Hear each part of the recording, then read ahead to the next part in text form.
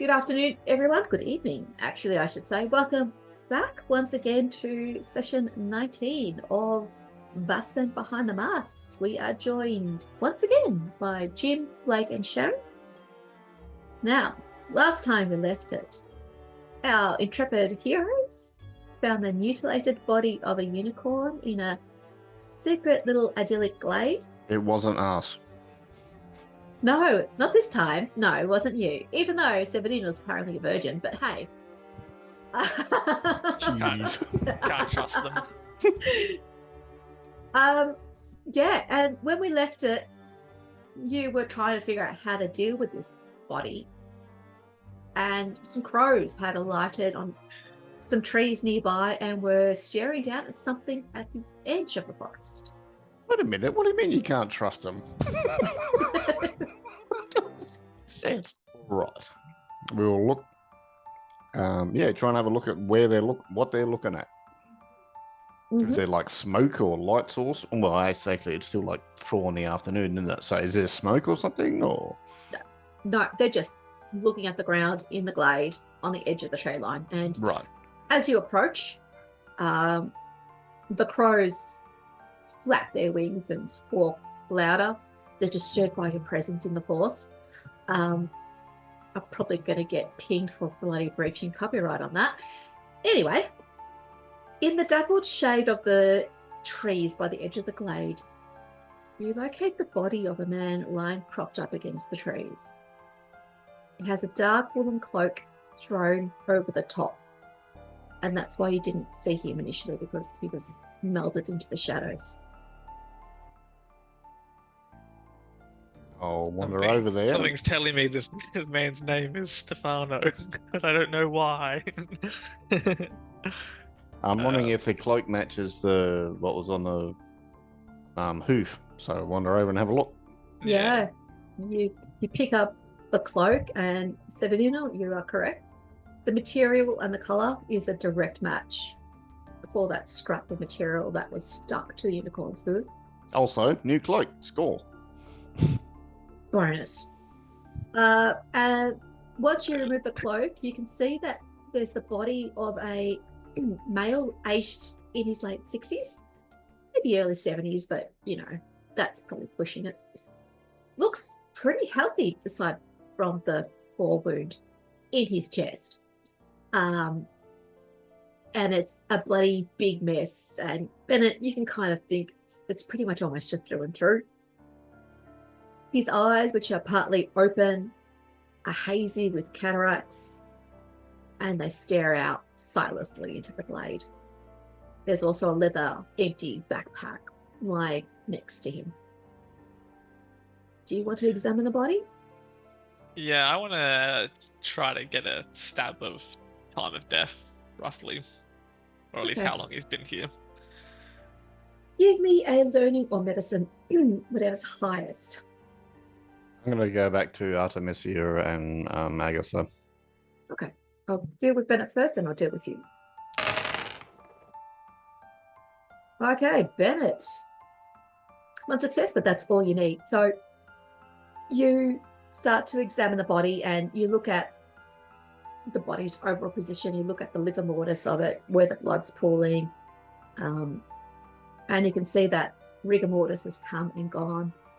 He's been there for about 2 days now. And as you kind of pat around his chest and you pull away his white linen shirt, you see the tattoo of a black rose on his pec, and it matches the same tattoo that was on Chesade's arm. Cause of death? Yeah, that gore wound to the chest is pretty much done and dusted. He has some broken bones, which you would surmise could be from a horse kick, given it was up near the leg, the top of the leg, I should say. But yeah, he's dead. He's been dead for 2 days. I'll do you said his eyes were like heart, like sort of open. Yeah. I'll do the like close the eyes thing. And then I will give him a very respectful corpse search. So as you go and loot the corpse, As I loot the corpse respectfully. Brackets. Yeah. Severino, you make your way back through that chasm. Yep. So yes, I'll sort of take my hat off and I'll slowly walk towards the ladies and say, if you like animals or horses, or even more specifically unicorns, we have some bad news for you. Alicia grabs you by your arm. A unicorn. What happened? I shake my head and say, I'm sorry. Someone hunted and killed one. I'm sorry. We're too late.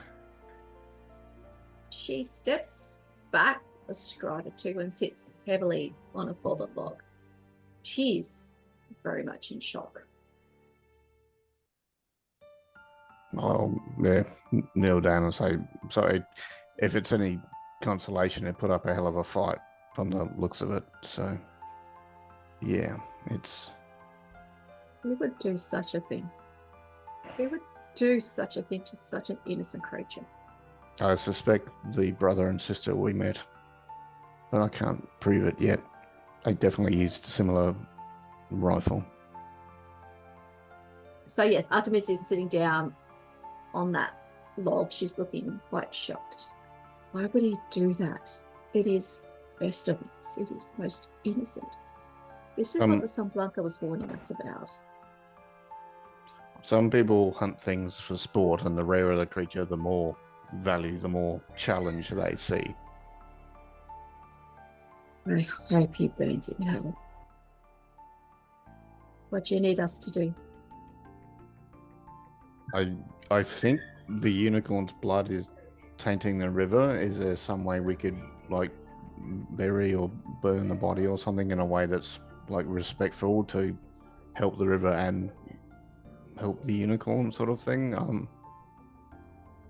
I think we need to pull it from the river and then let nature take its course. There's nothing more we can do. It is a natural being, and so it will return to the soil from whence it came. Do you need a hand?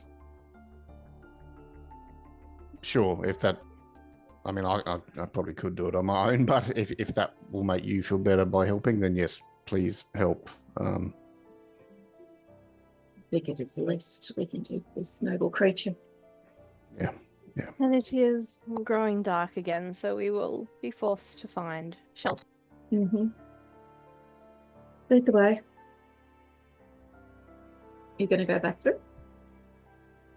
We'll squeeze through, follow. Okay. It's really rough for the girls. Those hoops and the skirts are not your friends when it comes to these things, but you can flick them around, you can flick them down, so it's not too bad, but it is awkward. So you make your way through the passageway, and Sharon, can you please give me an observation roll? Yeah.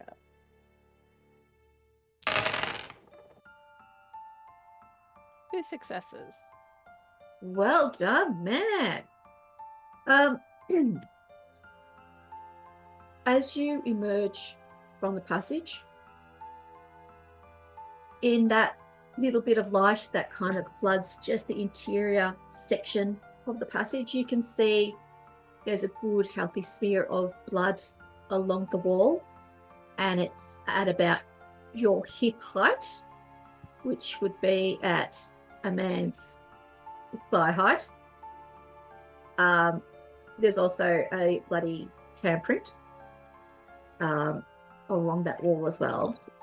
But also, because you rolled a double success, as you're making your way to the unicorn, you stumble across a hatchet that's lying in the grass, and it's covered in frosty, dry blood, like it's drenched in blood.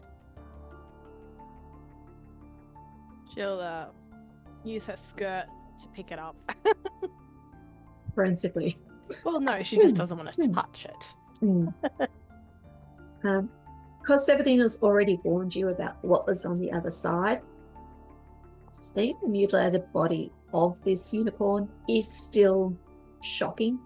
It feels very wrong, but you're also expecting it, so it's that sort of thing. You kind of just, okay, let's just do this, and all four of you will go and grab the hind legs and pull. And there's no way, Severdina, you would have done this on your own. I know you're strong. I know you've been having your fixed, but it's a 500-kilo animal. So all four of you dig your feet into the ground and you slowly, painfully pull this thing back from the water, and you work it inch by inch by inch, and it's hot, it's hard work. But sure enough, as it clears from the water slowly becomes crystal clear once again.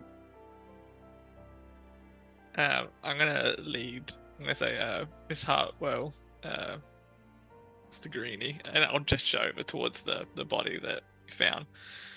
And as I kneel down and I say, "Do you remember when I said to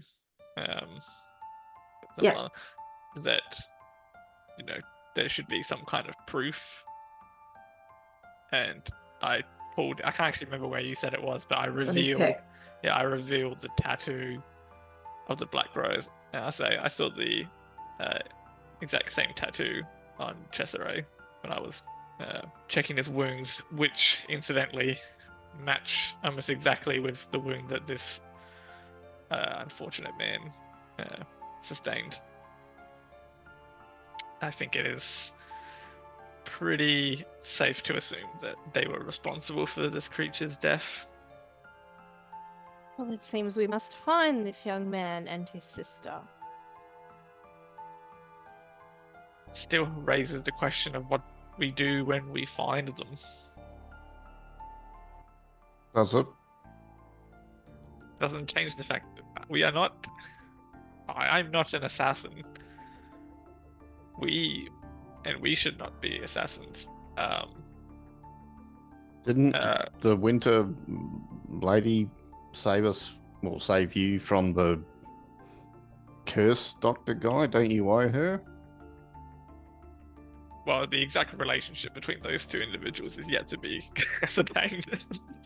So I can neither confirm nor deny that she saved me. But nevertheless, that's not a quid pro quo that I'm comfortable with. It's not an agreement I signed my life for another, even one as despicable as someone who could do something like this. Perhaps we can capture them, arrest them.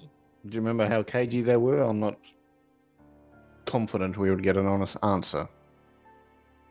It's a complicated matter, and we must at least seek one. Perhaps there is another answer to why the young man and his sister were involved in such deeds. That such a reason would escapes any logic I can think of, but I trust in your wisdom for now, Agatha. I will head over to Artemisia, and I think I'll give her, because I assume she's probably not quite handling it particularly well. I'll give her my jacket or something. Try to warm her up and do all the stuff they taught me, and I'll ask her, after sort of a moment, is there, how to put this delicately, is there a market for Vaesen, regents, or the horn perhaps of this creature, or a use for it, perhaps a reason why someone would do something so despicable? The horn of a unicorn is reputed to have a great many magical effects, including giving someone not immortality but bringing them back from grievous wounds, healing them, granting long life. There's a myriad of reasons why a unicorn's horn is considered valuable commodity, and humans being what humans are, if they get money, they will. course, there's markets for these things. There's always markets for rare commodities. I cannot believe that man did this to a unicorn. It's the worst and most grievous insult to Vaesen. We had him. Well, we didn't have any proof. How we couldn't have known that. No, this is what we they've done. suspected something was up. Yeah. This isn't fair. It's not right.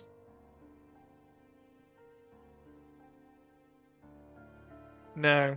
I've seen many injustices. This perhaps one of the greatest. I want desperately to help right this wrong. We need to. It's getting dark. We need to seek shelter, but I will not stay here a minute longer. Excuse me. I'll be on the other side. I turn to the others and say, "Oh, I was going to suggest we sleep inside of it, but just keen on that." No, we'll move away. Yeah. Get off the path a bit. Yeah. Yep. So you will find another little sheltered spot. Do you try hunting, or do you just go, stop it? We'll get to the village tomorrow. We'll be right. No, hunting at night should be fine. What could possibly go wrong? Mm-hmm. Observation, Debbie? No. No, close combat. Okay, good. 1. Some quails. You have to go a long way. It's like everything in this area is disturbed, upset, everything's hunkered down. There's an imbalance in the area. So you find that you have to travel a couple of kilometers before you can kind of feel you can breathe and expand and everything kind of back to normal again. And yes, you can pop off a couple of quails and good eating.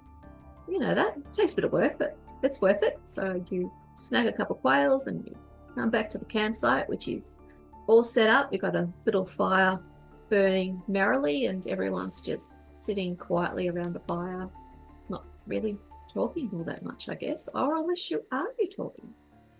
I mean, everyone's had some form of revelation. Oh, and I'll make it as private a conversation as you can in this environment with Miss Hartwell, and say I couldn't help but notice a severe reaction to the necklace that I showed you. It did not seem like you had seen it before. Please tell me to butt out if it's none of my business. It is fine, Doctor. I have, yes, I have seen it before. It is something I longed to see again, but unfortunately, the circumstances seem to be not what I imagined or ever hoped. It seems significant to you. It feels strange for me to be carrying this. Do you want it back? Look carefully at it, Doctor. Okay, I do look at it.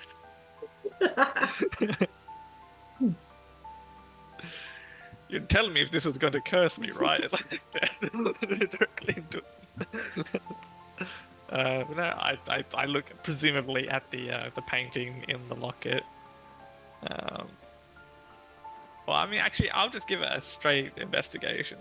Not investigation. What's it called? Sharon, it's your story to tell. Yeah, go for an investigation or an observation.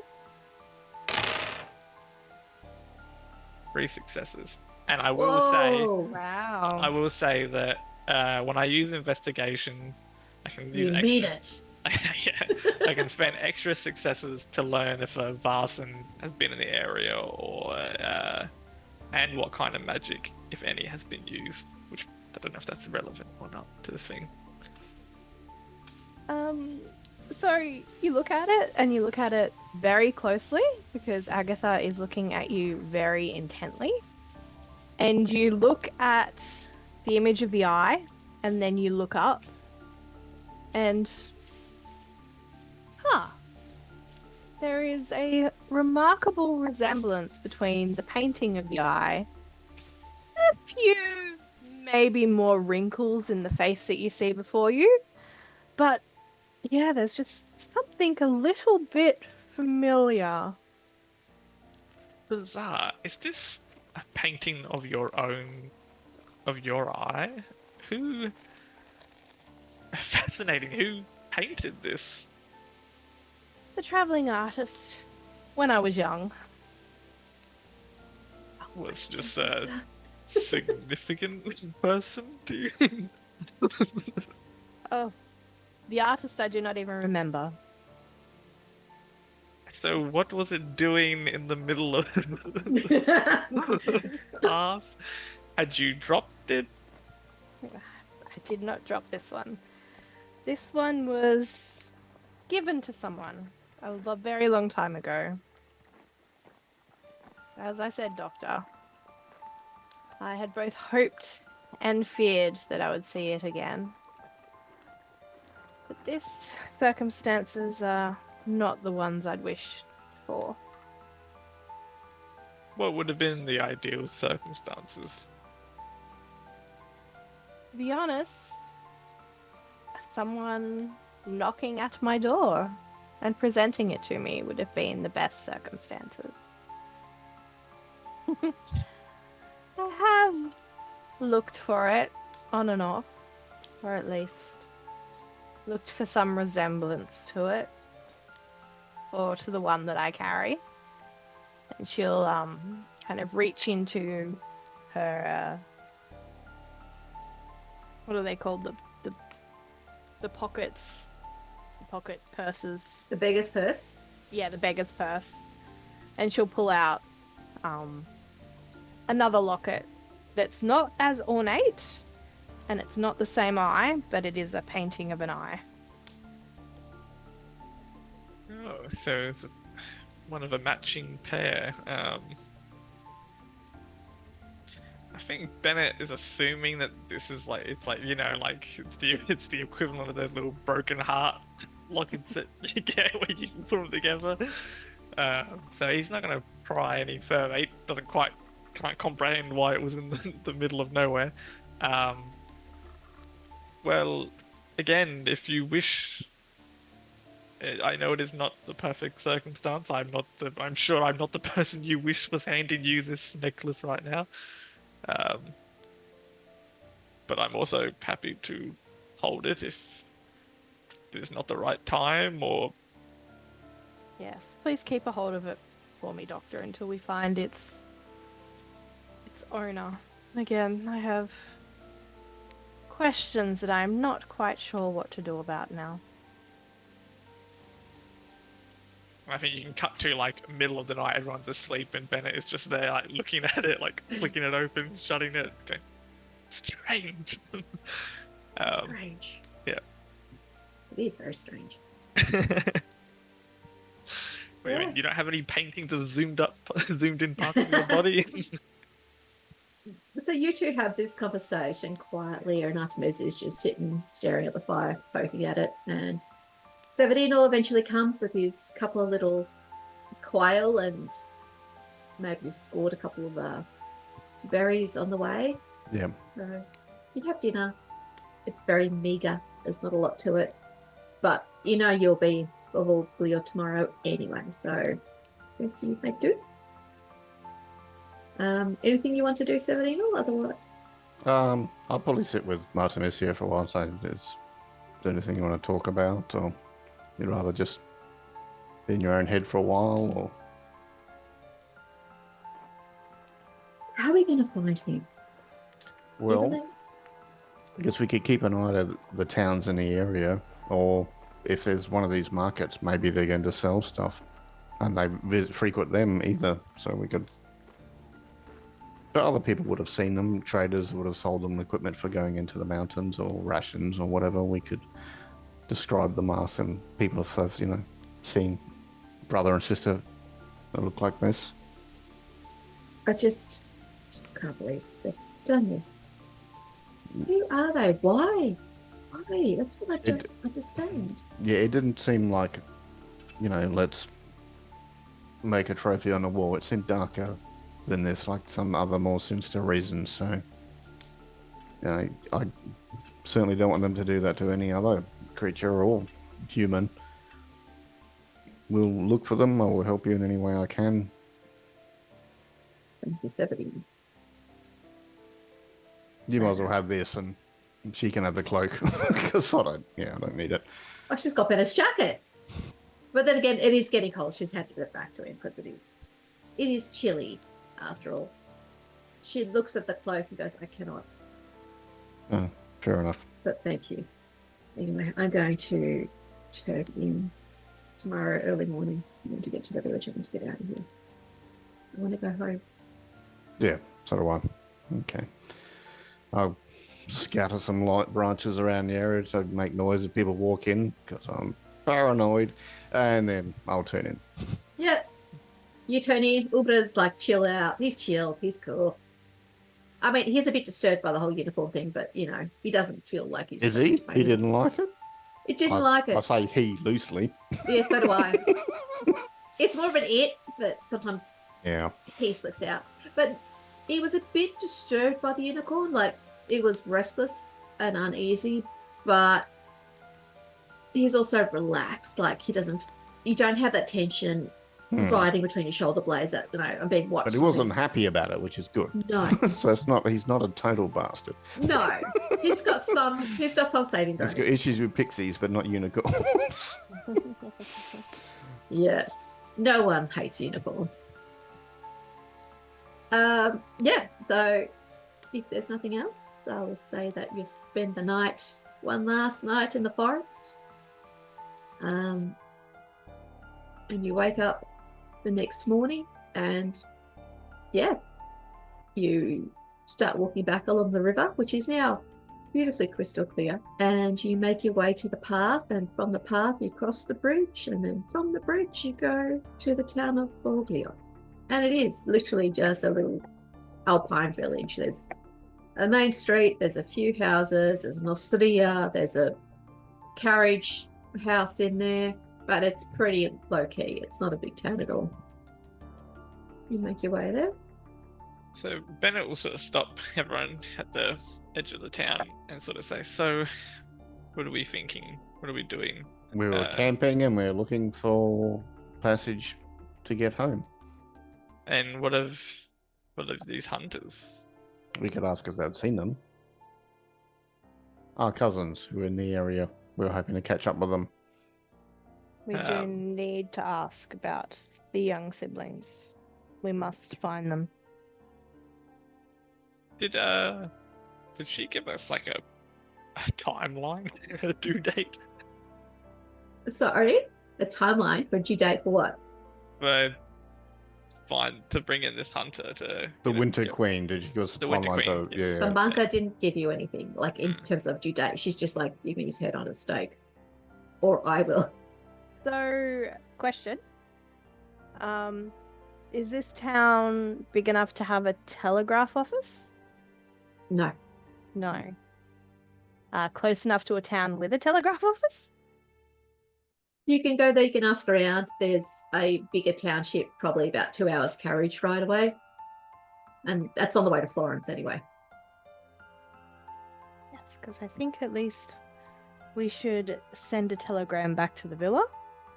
Mm-hmm. Yeah. And also have funds made available. All about the cash, huh? Well, I do not know about you gentlemen, but I do not have a large amount of coinage upon my person. Yes, I think at least if we would need to at least head to Florence before discussing, to sort of resupply and get a change of clothes. I shall wire my maidservant, my lady's maid as well, who is at my home in Florence, to have all this organised. I also should remind you, Jim, that Bennett's deadlines. That's why it's sort of like It's looming. Yeah. Yeah. So I think he sort of would say, I think, yeah, our best bet is to head back to Venice, back to the villa, and perhaps there is something from there that we can do that, might help us find these people. Who knows? Maybe they'll come to us. I did invite them. But yeah, I mean, right now, they said they live nearby, right? They said they lived in the area, I think, but that could just be a lie. Right, we can ask the first town we came to. We can ask, if they've seen our cousins who are traveling in there and describe the brother and sister. And the answer to that is no. Right. They don't know who you're talking about. No one's been through this town for about a week. Okay. And here's some money. Can we get some bread and sausages or something? Of course, they'll look. Sausages, cheese, bread. Like salami. I'm talking about dried meats for just to nibble on while we get to the other town. Yep, they'll give you some preserved fruit as well, some dried apples or whatever. They'll set you up and even give you a bottle of wine. Ah, how nice are these people? We'll burn down every other town, but not this one. Yeah, that's it. Yep. So you go past Bovoglio, you head towards the next big town. Agatha sends her telegram to Florence, to her maidservant. And also one to the villa. The villa. Surely he's worried about Artemisia, if not us, by now. Yeah, fair. Absolutely. And through carriage, you make your way to Florence. You arrive there the following day. And yes, your house is all laid out, ready for you. Your maidservant is, fawning over you. She's, sorts you out, gives you some new clothes. There's a bathroom so you can go wash up and get yourself settled. She gives you some money that she's got for you. Anything you want to do in good old Florence? Going to send around notes to all friends and acquaintances. Okay, yeah. Asking them and describing the young man and his sister and saying it's a long shot, but giving their names, giving their descriptions. Yep. You send your tendrils out far and wide. And do you tell them to send the returns to the villa? Yeah, to the villa. Okay, good. I just thought. I'm returning to Venice. Yep, So you do that. Are we staying in Florence overnight? I think one night. By the time you clean, freshen up. Yeah. If folks can tie me to a chair, I can try my automatic writing again. Well, do we get kinky? I don't recall. Has Bennett been involved in any tying chairs? Okay. Yes, he was. We did tie him to a chair. Well, no. We made a hash of the knots, so Agatha did. I remember that. Yeah. Yes. But you have seen this before. You've done this before. So remind me what the automatic writing does? I basically go into a trance and let spirits. I can ask spirits questions, and they can just write it through my hand. Okay. And it's depending on a roll. Depends on how vague they are. Yeah, that's fine. I just got to find the roll now. Automatic. Here we go. And I'm looking for the brother and sister. You're looking for them? Yeah. Has any spirits seen them or felt their presence in the world, and they would be tainted by the unicorn's blood. So that should be, I would think that would make them easier to find. Inspiration. So it says it lasts for D6 hours. So I'm off my face talking to spirits and stuff, writing all sorts of crap, and then we've got to try and make sense of the jumble. All right, inspiration. Yeah, what the hell? Let's just go for it. Nothing. I'm going to push it. Okay, let's push it. 1. Thank you. And now I'm going to take another condition. Oh, hang on. We're resting overnight anyway. Sweet. Yeah. Okay. Bennett and Agatha have tied you to that chair. Only thing you've got left is freeze your forearm. There's some piece of paper and there's that ink and a fountain pen, whatever they use, ink pen. And you go into your trance, you slip into your trance and you relax, and even Umbra takes a back seat. No one's in control except the spirits that start to course through you. And in your head, you get the notion. What do you seek? Yeah, where are the ones who killed the unicorn? Zato. What does that mean? Is that a place? Or... That's a place. Okay. That's a place in Italy. It's to the northeast of Leo. But it's not a little tiny village. Okay. And you get the impression that this is where they are at this point in time. Yeah. I know it's not going to last forever. They seem like they were active. All right. Well, hopefully that's useful. Do you have any further questions? Does that require payment, or is that... Give me another 1 or 2. No, so look, I'm trying to hunt this thing that killed the unicorn, so if you are not interested in helping, fair enough, but I'll see if the spirits have a conscience. Or a side, even. The ones that you seek are the Order of the Black Rose. Okay, we suspected that, but we can lock that in.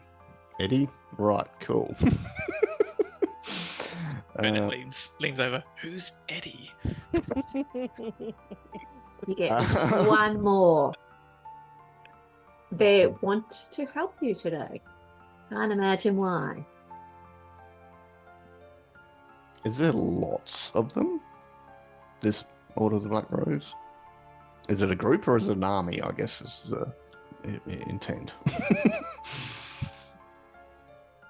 The feeling that you get, doesn't come to you in words, but the feeling you get, it feels like there's several groups of people, very much like the society. Yeah. It's like the dark side of society, if it makes sense. Yeah. All right. Well, that was surprisingly more useful and helpful than I expected. I'll thank them very much. And they go away. You can leave him tied to the chair. I mean, hey, at least you know he's not going to get into trouble. Pretty sure. I feel like, unless I'm blanking, this is the first time Bennett has seen this. I don't recall him being part of. No, you weren't. You were off doing something. Yeah. So he's like, fascinating. So like, you write it down. Is that what happened? Yes. Like, yeah. Yes, I'm writing it down without sort of being in control of what I'm writing. And yeah, he's probably looking at it. He's like, yes, it's different. Like, it's not my normal handwriting. No. Nope. Yeah. And have you always been able to do this? For a few years now. Sometimes it's not helpful. Today has been good. Yeah, please untie me. I really need the toilet. Oh, yes, right, of course. They'll untie you. All right. Cool. You're free and clear now? I mean, it's all written, so I can say, well, yeah, I think this bit's talking about there's some Order of the Black Rose, and there's like groups of them, and these ones are in name of town that's flashed out of my mind already. Artemisia's been lurking in the background. Mm-hmm.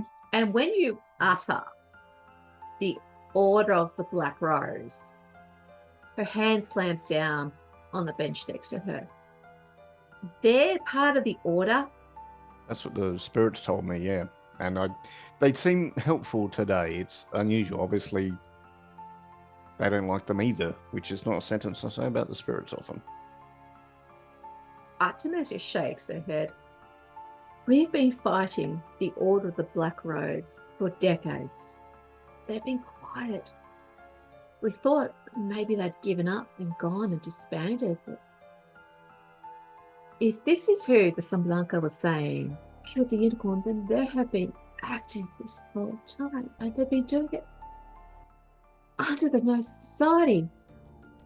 We have let the society down. Perhaps it is time that we reach out to other Chapters? chapters, yes, of the society, to see exactly. I mean, is the Order of the Black Rose a Italy faction, or is it more global, like the society? It's global. They have chapters in Scotland and England and Ireland, North America, Canada, I believe even Australia, not to mention. Crikey. Yes, indeed. They are as well dispersed as a society, but their ethos is antithesis of ours. They seek to destroy all of us, and not just the bad ones. Well, we are still here and we are still trying, and we haven't given up. And we know these ones are in Zathor, yep. But I don't think they're going to stay there. They seem like they were used to moving and traveling. If they came for the unicorn's horn, they would want to give it to the person who's bought it. They would be moving. Where, I don't know. But someone who wanted that horn would pay a lot of money. So I guess we look on a map of where they were, where they are now, and try and sort of triangulate where there would be a market, a decent-sized town. They're heading north. Isn't that where Venice is? No, because you're on the other side of the country. Ah, poo. So that horn would be worth a king's ransom. That is probably the biggest, most valuable artifact of all the Vaesen. Then we shall find someone who has a king's ransom. I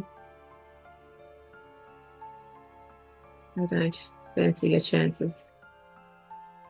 How many rich people could there be in the world? And she'll start writing more notes and going, okay, now who's the most stinkingly wealthy people that you gossip mongers currently know are residing in the north of Italy? Well, to the south is the king of Italy. To the north is the emperor. So, you know. But we don't know this. The emperor of what? Or is that like the secret? Ottoman Empire. No, Napoleon the Third. Ah. He's only little, though. Napoleon. No, that was the first. This is the third. This is his nephew. Also, he was 5'10", which isn't actually little, but anyway. No, it's not. It's a. So, given that we're kind of getting towards the end of the night, anyway, would you like to do anything further? I think Bennett's just keen to get back to Venice. Yeah. I think there's just a lot of feverish note writing and sending out the. What do people know? What do you know? Come on, gossips, come on. It'll take you a few days for the gossips to get back to you. Yes. Blake? So you're not doing much? Making sure we got rations. Yep. Well, you're back in society. You're back in the land of, civilization. So don't have to worry about rations. You can be fed, watered, whatever. You've got restaurants everywhere. You're even on your train between Florence to Venice. You have waiters serving you on silver plates. So you're good. Cool. So we'll leave it as in everyone's heading off to Venice, returning back home. Or is there anything you want to do out on the western side of Italy? We need the library's resources, the society's resources. Yep. And the library. Cool. So when we kick off next session. We'll be back in Venice. So happy days. I hope you all enjoyed that little jaunt in the woods. I certainly had a lot of fun. Thank you once again to Blake, Sharon, and Jim. I had fun dropping my little bombshells here, there, and everywhere, and I will see you next week. Bye. All right.